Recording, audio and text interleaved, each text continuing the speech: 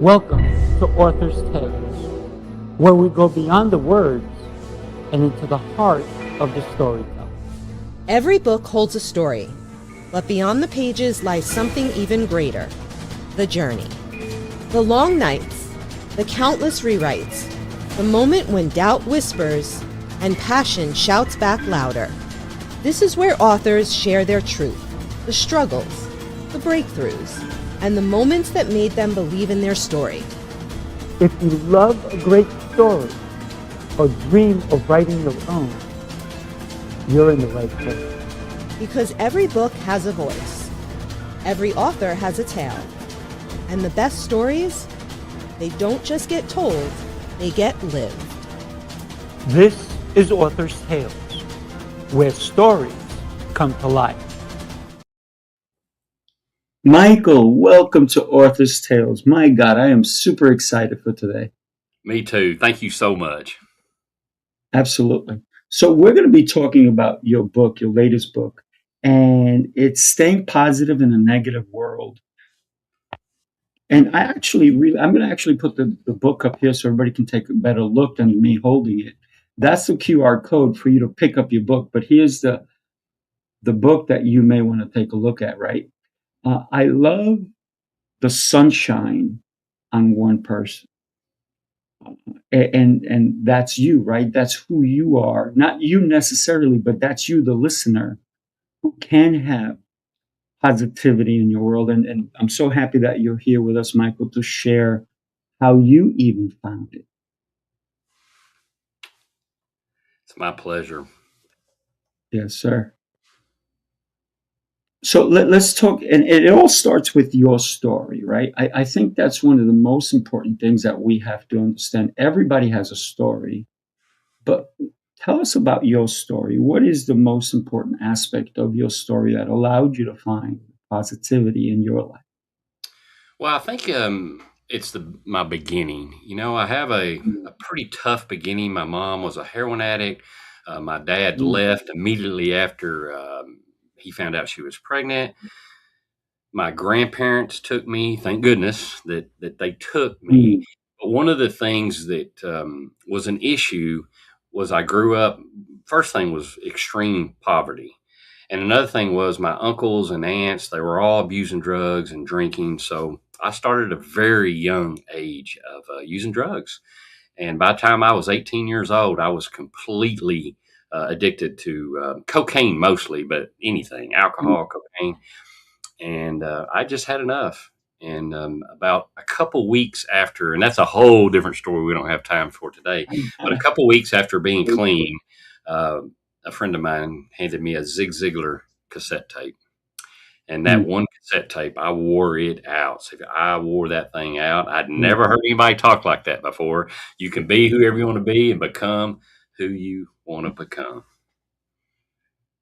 Yeah, and I got to tell you, one of the things that you did send me was these really cool books about Zig Ziglar, or the fact that it's a little book of big quotes, right? And the other one is 10 Leadership Virtues for Disruptive Times.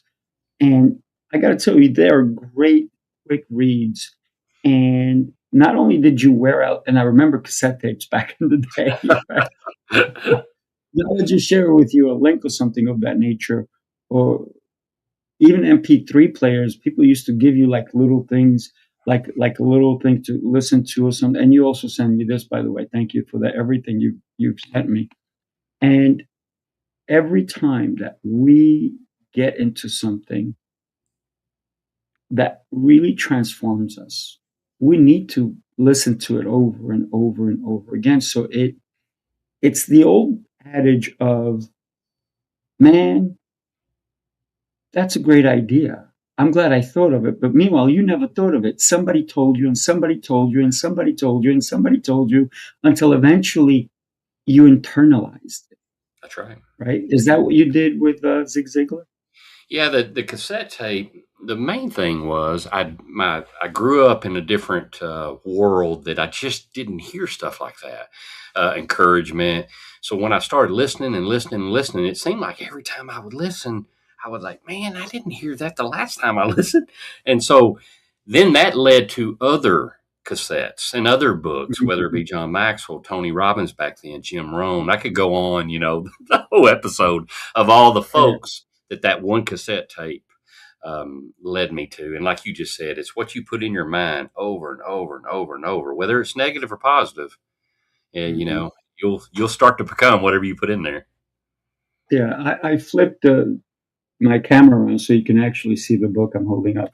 And in reading your book, you talk about all these different things, your transformation. I even had a, I was somewhere where I couldn't mark the book, so I flipped a page over so I can remember that part. And so everything in here is really an actionable book that you wrote, because not only is it your life story, but you also talked about the actions that you took. Because right now across the screen it says Michael's story of transformation, but it was not a one day thing. It took many years for it to truly set in. Hmm. Talk to us about that a little bit if you don't mind. Yeah, because Yeah. I'm glad you brought that up because a lot of people they see my life. I retired at 54, a millionaire, and they're like, Mm, "Wow, look at that high school dropout. You got this crazy story." But if you'll read my book, there was so many ups and downs. I've lost everything I've had twice, mm. not just once, Wow. twice. And Wow. so I just kept pouring and working hard and believing in the things that would keep me positive and the things that Zig taught, all the principles that it just keep going. So I guess it was year after year of me being hard headed, I guess, learning those lessons over and over and Mm. over until hopefully, so I'm 55 now. Hopefully they've Yeah, stuck. there you go. Yeah. So when you think about the challenges that you had along the way, those are moments that you could never take back. Is there one that you would say, if I could, I would take back? You know, there's a lot of things a lot of mistakes I made. Tons. Mm. I've burned bridges. I've I've never intentionally hurt anybody, but obviously I have. But I look back and would I change anything? I don't think so. Mm. It's made me who I was today. And so I made a lot of mistakes and but I've learned from each one of them and some of them more than once. Same Yeah, mistake. I'm sure. I love what you just said, Michael, when you talked about I burnt some people, I burnt some bridges, but none of them were intentional. Mm-mm. And that just goes to show the kind of person you are. Because listen, I've done the same thing. And if I can, there's people we both have hurt that we don't even know we hurt them Mm-mm. because they stayed quiet.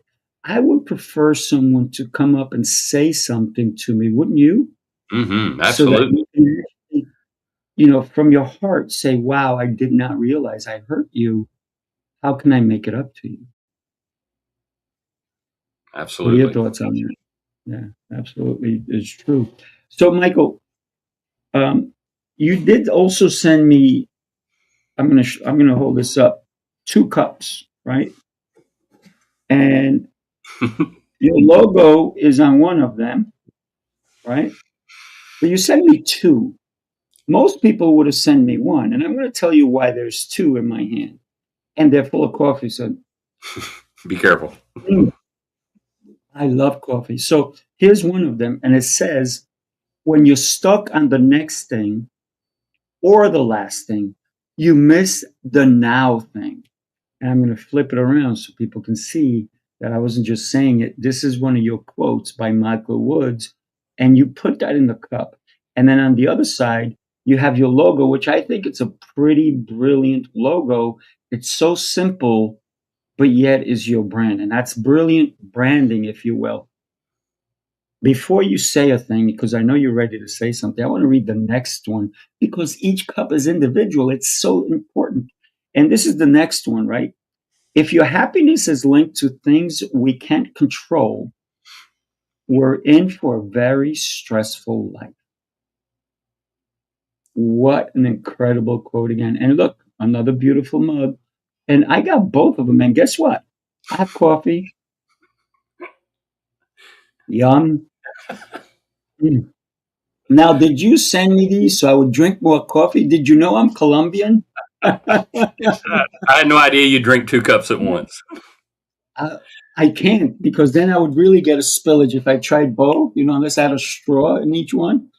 But um, when I got those, I saw the logo. I was like, "That's cool. Why do you send me two?"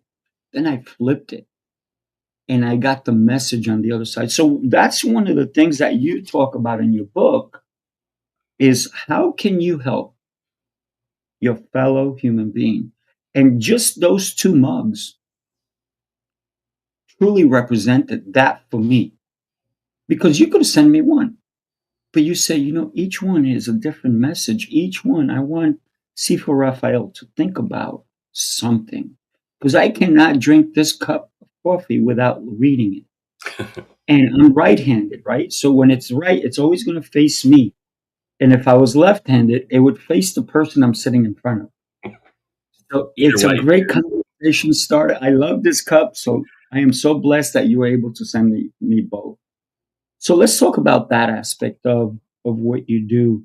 Um, and then also the other thing I want to touch on is what inspired you when you realized that you've created this incredible life from, like you said, a high school dropout, somebody who was on drugs, cocaine addicted. Wow. Now I'm going to quickly, it's not about me, it's about you, right? It's about your book. But I had the opportunity to maybe even do drugs myself when I was a kid. I was in high school and I'm sitting in a pizzeria and it's six of us, and I'm teaching the guys how to do better diving because I do gymnastics. They're swimmers, right? And we're all friends. And one guy goes, "Hey man, check this out." And he pulls out some cocaine. And he goes, "Try it." And he goes, all the other guys are like, "What is that?" They're like, "Oh, it's a little." And he said cocaine. Everybody's like, "Oh, I don't know if I could do that." And he goes, "No, don't you have to do it? You just put it on your mouth and see what it does to you, right?" And I said, a tiny little bit, and I put it like this in my mouth, and it made me numb, hmm right? And I said, "Wow, if you ever want to say I did cocaine, that's it. I just put it a little." And I said, "If it does that to my tongue, what's it going to do to my brain? What's it going to do to my body? I don't want that near me." Meanwhile, some of the other guys, they did try it, right? I don't know if they've ever continued, but unfortunately, that kid was arrested not too much later after that. And I'm sure he took down everybody who he was selling to. So, Probably. but his dad was also arrested because it was his dad pushing drugs through his kids. So, Hmm. drugs can hurt you so much, but Yes. you found a way out of it. You got hurt in the process. Talk to us about that if you don't mind. I watched uh, my family members, my mom, my uncle, tons of my family members get arrested. My aunt died at 38 years old because of drugs and alcohol. My uncle died at 49. I've got story after story. And me watching this, once I pulled myself out of it, I had mentors that were helping me along the way in the grocery business, but they didn't drink, they didn't do drugs. So it was a whole new world that I was exposed to, if that makes sense. So my Mhm. mentors became business guys and people that wanted to help each other. And don't get me wrong, there was a couple times I fell in my life through a divorce and turned back to alcohol and drugs, if you'll read in the book, for a very short time because it didn't take long to like, oh, I know where this goes. Mm. Yeah, yeah. I'm so sorry to hear about your aunt at 38. That's so young. She had a full life ahead of her, right? Um, but yeah. So, and I've known some incredible people who did go the drugs when they were kids, and eventually they cleaned up and they're doing incredible things in their lives. And I know that if you didn't find your way and your purpose, you wouldn't be here today with me. We wouldn't even know each other, Oh, right? I would be in prison or dead. That's where I was headed. Mm, mm. So that's such an incredible message that you're sharing with people. And so here's the next part of what we're going to do. What inspired Michael, which is you, to write this incredible book? And earlier we talked about this book could be like 8,000 pages, but you made it a thin enough book that people can really read through it and stay engaged. And I even suggested, oh my gosh, there's so many lessons in here. You got to write a bunch of different books just to go off of this one. And so what inspired you to write this book? See, I wish I had this story that I wanted to write this book my whole life and spread this message, but that's just not the case. So I get close to retirement a couple years ago, and my wife asked me, "What is your dream?" And I said, "To be a professional speaker." I've had that dream for a long, long time. And so I go to Toastmasters and I'm talking to people. I go to lunch with a professional speaker, and the first thing he did, he said, "You got to write a book." I said, "Write a book?" I said, "I don't want to write a book. I don't even know how to write a book." And so at the time, I thought about writing a book, like some people do, put a few quotes in there, maybe write your goals down, and I'd have a book, which there's nothing wrong Yeah. with that. Well, I was running around the country or a couple states here competing with Toastmasters with a speech called Staying Positive in a Negative World, because that was Mm. a message that I truly believed that I needed to spread, because man, I've never seen it so negative. Friends and family, whether it's politics or news or whatever's going on. And then it hit me. I said, "That's the book."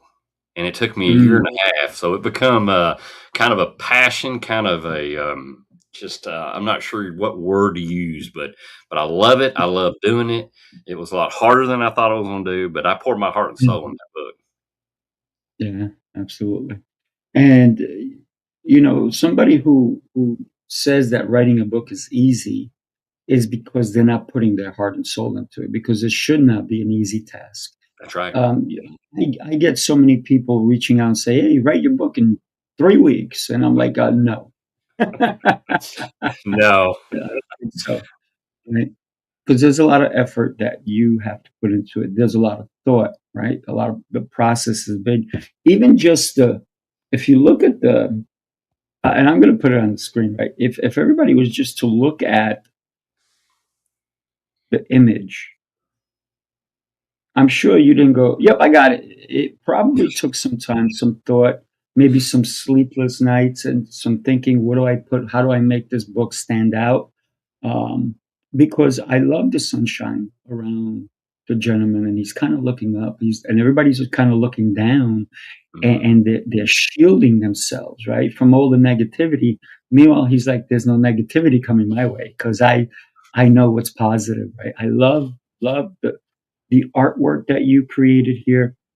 Can you talk to us about a little bit about the cover? Yeah, I've my publisher and I we've gotten close over that. We're going back and forth. We were going to hire somebody to help us with the cover, and we kept going back and forth, and I was scribbling, and I've got all these sketches and ideas, and my wife was helping me. It was like, to your point, it was hard and it was a long Mm, process. And together, the three of us, my publisher, me, and my wife, we mm, all kind of all of a sudden we said, "That's it." And at first, I'll just be honest with you, it was not my favorite cover at first. really? But the more I looked at it and the more it came to life, I'm so glad that was the one we come up with. But I can't take credit. There was three of us. Well, you take partial credit Yeah, because exactly. it's your story, right? But and for anybody who's listening to us now, if you watch the replay, we want you to pick up this book because it's a book that you can take your phone out, you can click on it, get the QR code. It's going to take you to Amazon. You can buy the book there. Here's the cool thing about this book. Once you read it, I'm going to suggest this, right? And I know for sales is not going to be the best thing, but for impacting another person, either buy 5 books and share it with friends, or if you can't afford more than one, buy that one, but share it. Share Hmm. it with somebody. And I'm going to share with you something that I do, Michael. So what I do is once I read a book, not one that's signed by the author, so thank you for signing it, right? But if I buy a book, once I finish reading it, I put my name on it and I put the date on it, and then Mm. I pass it to somebody else. And so I make them a promise. I said, listen, I'm giving you this book, right? I need you to do me a favor. If this book impacted you in any way, I want you to pass it on and write your name and put the date you gave it to someone and make them make the same promise, because a good message is worth his weight. So do me a favor. Don't just read it and put it in your shelf. This is a gift that needs to keep giving.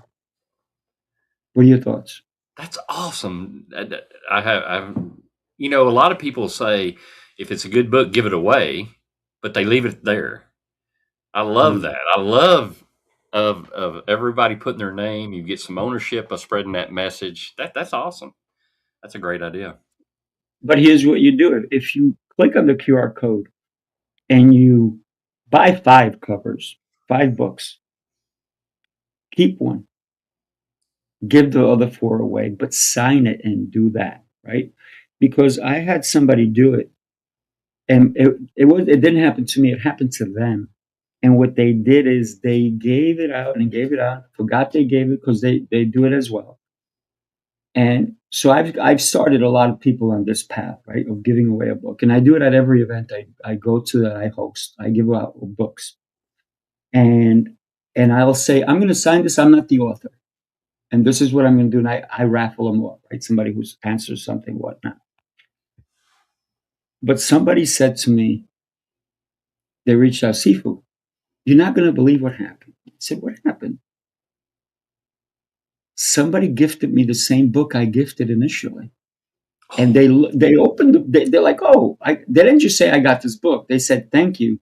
They opened it and their name was on top, and then there was a bunch of other names on it. Wow. And they said, wow, this is such a gift. That's awesome. So they said, do me a favor, I can't take it because I already, my name's number one, but pass it on to somebody else. Mm. But thank you for thinking of me. So if we think about, we're in the age of where people don't read physical books anymore. And that's such a lost art, because there's so much more. We're on computers all the time, all day long, right? And we're going to be on the computer to read another book or a PDF. I rather sit down with a good cup of coffee with a great mug and read a book and highlight it if I need to and take notes on it and then go back and maybe read it again. So for me, it's so advantageous to have a physical book in front of me. Absolutely. So you don't only talk about the aspects of you, but you also talk about the mental vitamins. I love this part. You talk about the mental vitamins in your book. What does that mean? Mineral vitamins are, when you think of vitamins, the first thing you think of is vitamins for your body. I got to Mhm. take these mineral vitamins or, multivitamins, and I've got to eat the right foods. Well, I believe the vitamins that you put in your mind affect how you feel Mm. a lot more than the ones you eat. Those are important, the ones you eat. Right. But the vitamins are podcasts or books, physical books, or it could even be good music. It's positive stuff Mm. going in. One of the things that I think a lot of people are putting in their mind all day is negative stuff. Kind of like, remember when I was a kid, we watched the news from 6 to 6:30 in the evening. That's when we watched it. Mhm. And it was the same stuff, Seafood. It was wars or going to be a war. There was politicians fighting. That was 35, 40 years ago. Same stuff. But then we went on with our life until the next day at 6 o'clock. And then the negative stuff for about 30 minutes. But now people, if they're not careful, they're putting that stuff in all day long. And that's dangerous because you'll become what you put in there, as we talked about. So go back to the vitamins, whether it be books and songs and podcasts and audibles and just all that positive affirmations, just everything that can go in Mm. there. If that, I loved it. And I came up with those vitamins too. I thought, I was like, man, that's a cool thing to say about that stuff. it is very cool.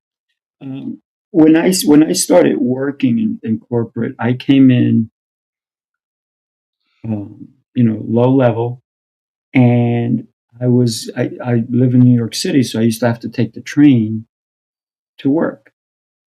And I saw all these people reading the New York Times, the Wall Street Journal, all these things, and I said, well,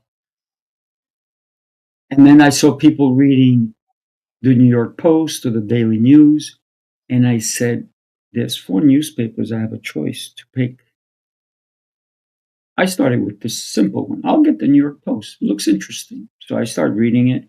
Negativity. Once in a while, they would have a nice story about something, positivity, but negativity, maybe the sports and so forth. And then I said, all right, let me try the next newspaper. And I got the same thing. And then I said, what if I just want to know more about finances? Wall Street Journal. That was more my take on things. And then if I wanted to know about world news, I got the New York Times. So there I am between 2 newspapers until I said finally, why do I need the newspapers for? When I do my own research and all these different things.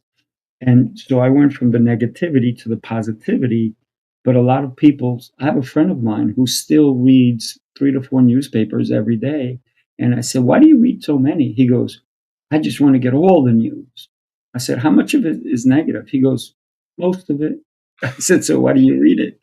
He goes, I don't know. It's a habit. I said, oh, could you break it?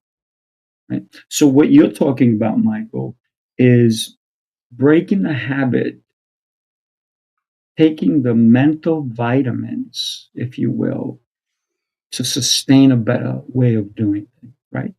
Absolutely. Yeah, yeah. I love that.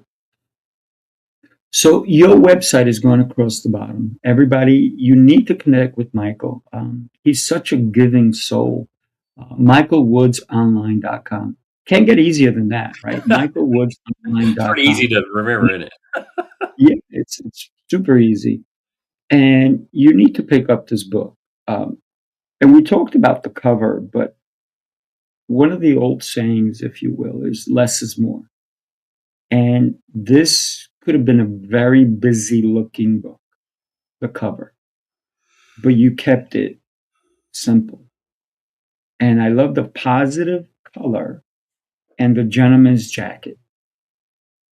Brilliant, because it draws you to 2. There's the positive. And everything else is the same color, right? It's a bluish color for the people who are working with umbrellas and all that. But the positive, both of them, is you have this subtle idea of these 2 connect, and you too can be positive.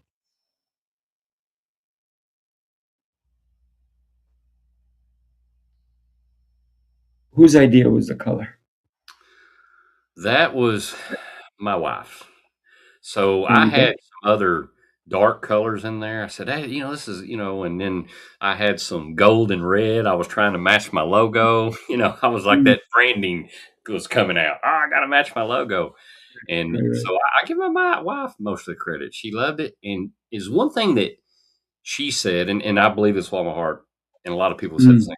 When you look at the book, you don't even really have to read it to know what it's about.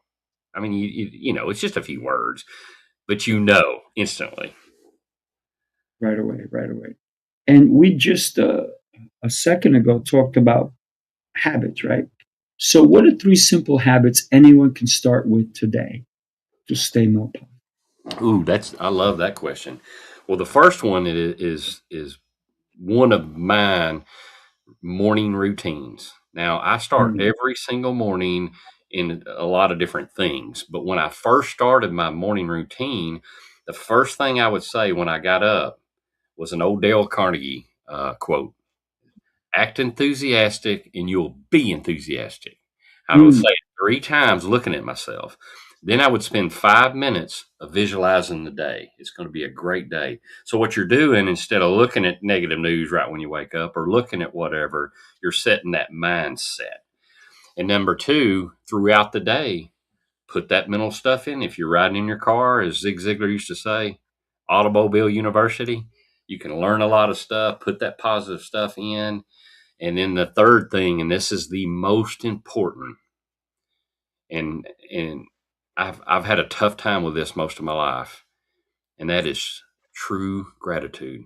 Be thankful for Mm. what you have instead of what you don't have, because it can always be a lot worse. And that's, I think that's the most important way to stay positive is be grateful. It's very interesting that you brought that up because that's how I start my day, but also that's how I end my day. I end Mm, in gratitude, and sometimes in the middle of the day, I'm in gratitude as well because I'll say, I'm so grateful for you. I'm grateful to you, Michael, for staying connected with me. Right, that we made this connection. We saw each other at the book signing in Philadelphia when we both became. What did we become? world record breakers. World record breakers. Yes, sir. That was And it so was an awesome. honor to meet you in person. But the real honor is staying connected to you, right? Yes. And staying positive during that connection. Because I believe that one of the most important things that you're doing for the world is sharing your story, sharing it through your book. And if anybody does not understand the value of reading a book that's just incredible, then you need to get this book. This book, I'm telling you, get it. Get it today. Read it. It's not a long read, but it's a definite worth read. And when you pick up this book, like I said, don't buy one. If you can afford it, buy how many? Five. If you can buy more, do so, and then share it with at least four other people. And do what I do, which is I sign my name on. I'm not the author, right? Michael, Michael was gracious enough to sign my book, right? So this book is going to stay with me forever. But when you sign it, let somebody know you're not the author, and then you say, please pass it once you've learned it, you got the concepts from it, and then pass it to somebody else, and then sign your name and put the date. Because giving is such a wonderful thing, and you're such a giver, Michael. And I I say got a that whole because chapter on it. Hey, I got a whole chapter on it in I the book. know you do. But here's the beautiful thing about that. And let's talk about that in a second. When I said in order for me to really do the show properly, I need to read the book. And you go, yeah, I'm going to send you the book. I never expected this huge box with all these goodies. I mean, literally, come on. Listen, I got a bunch of these that you sent. I got all this stuff you sent. I mean, it was over and over, and you're sending me all these things, and I'm like, oh my gosh, oh my gosh. I said, he's sending me a book. Why is this box so big? And I said, oh my goodness. So it just goes to show that when you're able to impact somebody, a tiny little gift, and this is not tiny, by the way, but it could be a little nothing, can impact another person. So talk to us about the giving that you actually definitely have in your book. Yeah, one of the things most of my life, especially early on, I wasn't giving anybody anything. I grew up poor. When I finally started to have some success, I didn't mind spending money on myself. But when it come to other people, I just, I was holding on to it at a young age. Well, I read it, and I'll just be honest, I read a book about giving, about Mm, you'll get it, if you give, you'll get it back in return. So I was doing it selfishly at first. I was like, I'm mm, going to test this out, and I would give stuff in my mid-20s, and I'm like, oh man, and it would just come back in weird places. I gave a $20 bill one time to that guy at the gas station that's run out of gas. His family's down the road. You seen that guy, right? Well, so I gave him a $20 bill, and my wife's like, "Why did you do this?" This is mid-20s years ago. And I was like, "Wait, I'm going to test this book out I read." And the 20 was in my pocket the next day in the dryer. And it could have been just, hey, it could have, that happens to us. But yeah. here's over time though, as I got older, I realized that it is far better to give than it is to get something. So I fell in love with giving Mm. things, whether it's money. And a lot of people say, I can't afford my rent. Well, that's great. I mean, that's not great, but you can give a I get smile. You can help somebody. If you're in the grocery store and you see a little old lady trying to reach something, just walk over there, help her, and smile. So we can all give, and when you start giving things, whether it be money or your time or a smile, it starts multiplying back. And as an older age that I am now, it's the best thing that I can possibly explain that makes me feel in my heart when you give something to somebody. Yeah, I fully agree, and I do the same thing. That's why I think you and I are good tippers, right? Um, because a lot of times when I tip somebody, it's based on how they are treating us, right? Mhm. If we're at dinner or whatnot. And so when we talked about gratitude earlier, I found money right before I was entering the restaurant. And I looked around, I'm looking like, is this like a setup? Like they're gonna have me like pick up money and then they're gonna go, hey, you found money, who are you gonna give back? And so I said, I walked into the restaurant, I asked for a table, and I put the money on the table. And I said, if anybody walks through the door and they're like, oh, I lost all my money, here you go, here's your money. That never happened. So I had an incredible meal. I was at a function by myself, and I gave the waiter really good tip because they were very generous Mhm. to me. Maybe they saw the money on the table. I don't know what it was, but they were just super nice, super friendly. And when I gave them a really good tip, because it wasn't my money to keep anyway, it was mine to pass forward. That's And right. so for me, that was gratitude, right? And when we understand gratitude, we can give it forward. We can pass it forward. The buck doesn't have to start. And literally, that was the buck, right? And the buck doesn't have to start here, right? Um, it's an understanding that that becomes a habit. And you talked about habits also. That becomes a habit. And one of the things that when we give, we should never expect something in return because that's That's right. you're putting a cap on it. That's right. If I give you 20, I expect 20 back. You can give 20, you may get 2,000 back. You don't know. But you should give without expectation. That's right. And I'm glad you brought that up because that's what I teach. That's what the chapter in the book. But at the very beginning, I guess God just said, "Well, I'm gonna go ahead. You're not giving for the right reason. You're testing this." And, Mm, and a couple times, every time it worked, and then I just fell in love with it. Then my heart got right. It wasn't mm, right first. I was just like, I'm gonna test this. And then when my heart was right, you're right. There's so many times that I've mm, given, whether it be my time or I helped somebody when I didn't have time to help them. I'm like, man, I got this, that, but I took that time, and it was like whatever happened, you can always say, "Oh, there, I don't deserve this. I did it for," but you can. I'm glad you brought that up because it kind of sounded like that I did, but at first, that's what I did, and thank mm. goodness that uh, you know the universe showed it back, and so it's been a great habit of mine the last probably 25, 30 years. Yeah, absolutely. And you don't even think about it when you make gratitude a habit, when you make giving a habit. There's no thought. It's as you see somebody in need, you just go and help, right? Yeah, exactly. So much of it has to do with what we have in our heart. I also believe faith does not hurt in that aspect. And one of the things that you talked about is how did you get your mind right to be able to have these habits?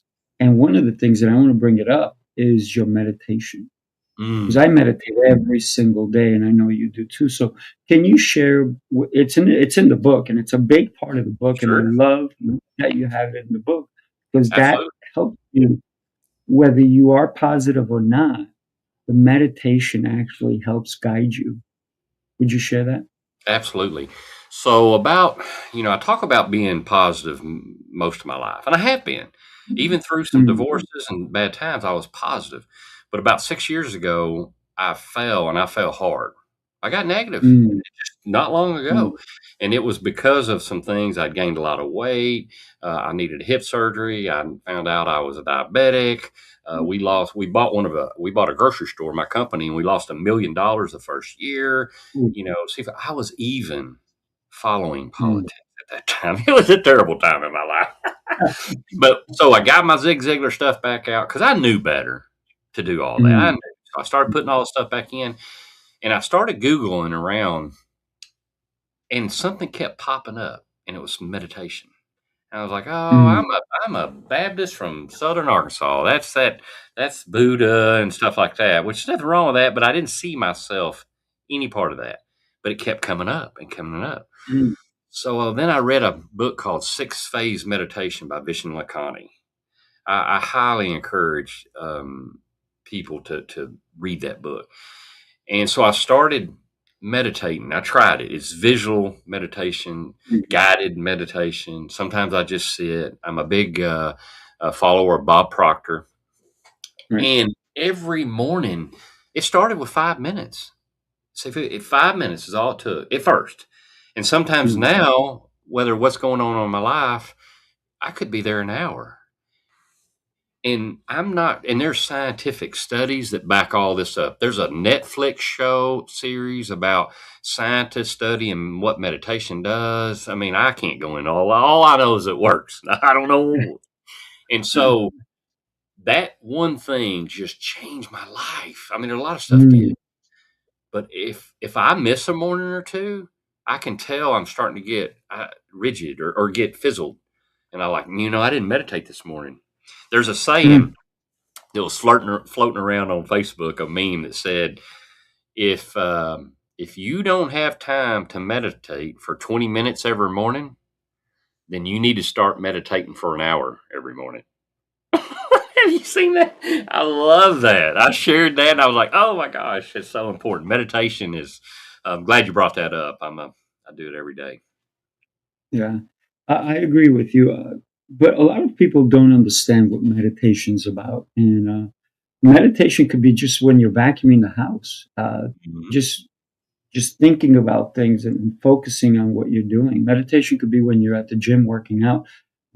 So if you say you don't have time, you just don't know how to use your time, Mhm. right? And yes, there's something really powerful about shutting the lights. You don't have to sit in a lotus position because I teach meditation. You can just sit in any comfortable position and just think about it. Think about just your breath, right? One of the Yes. things I teach about motivation and meditation is imagine, and I'm just going to quickly share this with everybody because I know that you want everybody to meditate, and I love that part. But if imagine if you've never meditated in the past and you say, I want to start, here's a simple one. Imagine you're in a room by yourself, and at the corner of the room, there's a little bowl. And the best colors are colors that are peaceful, like blue, green. Blue is probably the best color. There's a billion shades of blue, so you pick the color. And then with every breath that you breathe in, the ball gets closer to you.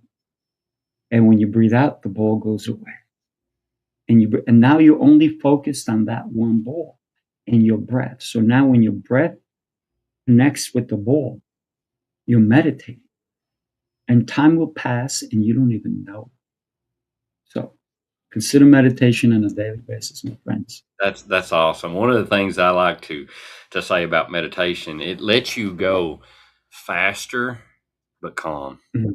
through the day. It's really neat, and there's so we could do hours and hours on meditation. I think we both could. So do me a favor. If you're listening now, if you're going to watch this later on the replay and so forth, do yourself a favor. Pick up the book. Take out your phone, because I know everybody in the world has a phone for the most part. Click on your camera, scan the QR code, and pick up a book. If you can only afford one, do so. This is what the cover looks like. If you think that you can get more than one, then use the QR code, get more than one, and do yourself a favor, share it with somebody who needs it. Because this is not just any book that you can share with another human being. This is a book that can lighten their life. There's so many great lessons that you teach here, Michael. I am just blessed that you wrote this book. And I think the world is blessed that you wrote this book. So thank you for writing this book. Wow, thank So you. let me ask you, Michael, I know we're wrapping it up, and I need people to, one, first of all, to connect with you, right? So go to michaelwoodsonline.com. And then the other thing is, what's next for you, Mike? I get asked that question a lot, and I'm not sure. So one of the things I'm doing the next couple months is I'm speaking a lot around the country Mm, just about my book. I was in Detroit last week, Chicago the week before, Dallas. Um, I'm doing that a lot, and I'm going to do it for 3 months. I'm also mm, working on another book called The Lost Art of Customer Service. mm.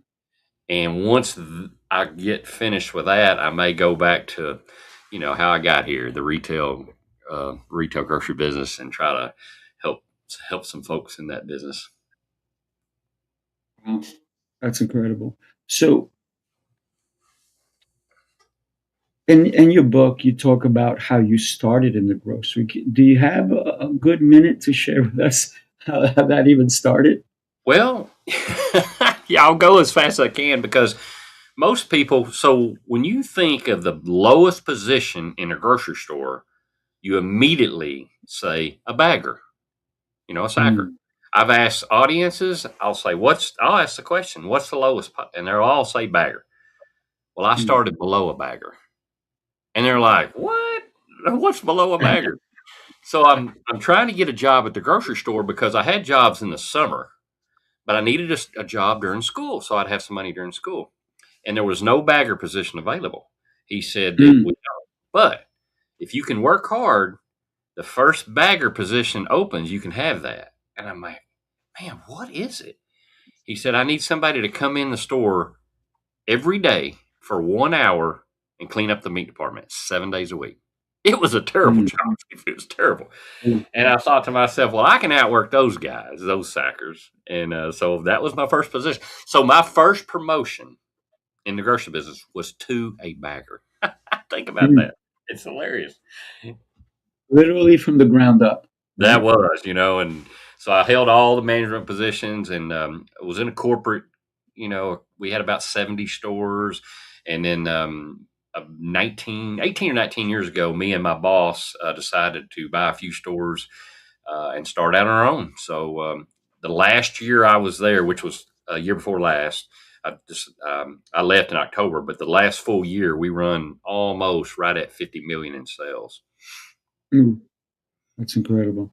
It That's was really incredible. neat. Michael, I am excited for what's next to come with you because I know it's not going to be something that's not going to be impactful. I know that what you're doing next, especially you're writing your book about customer service. My God, that book needs to be out there.